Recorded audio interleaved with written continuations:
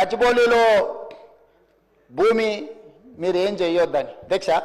దాదాపుగా 25 సంవత్సరాలు అనుకుంటా 25 సంవత్సరాల క్రితం బిల్లీరావు అనే వ్యక్తికి ఒక ప్రైవేట్ వ్యక్తికి ప్రైవేట్ సంస్థకు ఆ భూమి కేటాయించారు 25 సంవత్సరాల నుంచి ఏ రోజు కూడా సెంట్రల్ యూనివర్సిటీ దగ్గర ఆ భూమి లేదు తెలంగాణ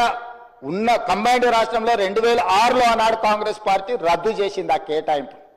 అక్కడి నుంచి కోర్టు కేసులు జరిగినాయి 2014లో తెలంగాణ రాష్ట్రం వస్తే 2024 వరకు 10 సంవత్సరాలు గత ప్రభుత్వం బిల్లీరావు నుంచి భూమి గుంజుకోలేదు అధ్యక్ష నేను వచ్చిన వెంబడే సుప్రీం కోర్టు వరకు వెళ్ళి కోట్లాడి ఒక ప్రైవేట్ కు ఐఎంజీ భారత్ అని ఒక ఫేక్ కంపెనీకి కేటాయించిందని ఆరోపణలు ఎదుర్కొంటున్న భూమిని సుప్రీం కోర్టులో కూడా కేసు గెలిచి ఆ భూమిని వెనక్కి తీసుకొని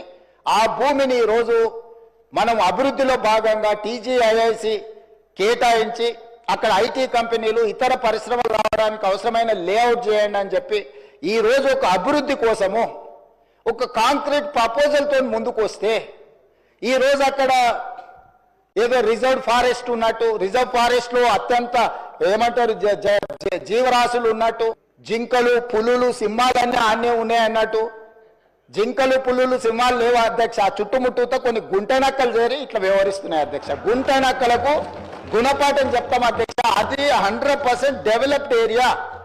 we are also going to utilize for development we are not utilizing or otherwise మేము ఎవరికో అర్ధరాత్రి పూట ఎవరికో కట్టబెట్టే ప్రయత్నం చేయలేదు అధ్యక్ష పర్ఫెక్ట్ డెవలప్మెంట్ చేసి ఓపెన్ ఆక్షన్ ద్వారా అంతర్జాతీయ స్థాయి సంస్థల్ని పెట్టుబడులు పెట్టడానికి భూమిని తెలంగాణ ఇండస్ట్రియల్ ఇన్ఫ్రాస్ట్రక్చర్ కార్పొరేషన్ ద్వారా ఆ పెట్టుబడులను ఆకర్షించడం కోసం ఈరోజు ఒక ప్రణాళికబద్ధమైన డెవలప్మెంట్ చేయడానికి మేము ముందుకు వస్తే ఇవాళ దాన్ని అడ్డుకునే ప్రయత్నం చేస్తున్నారు అధ్యక్ష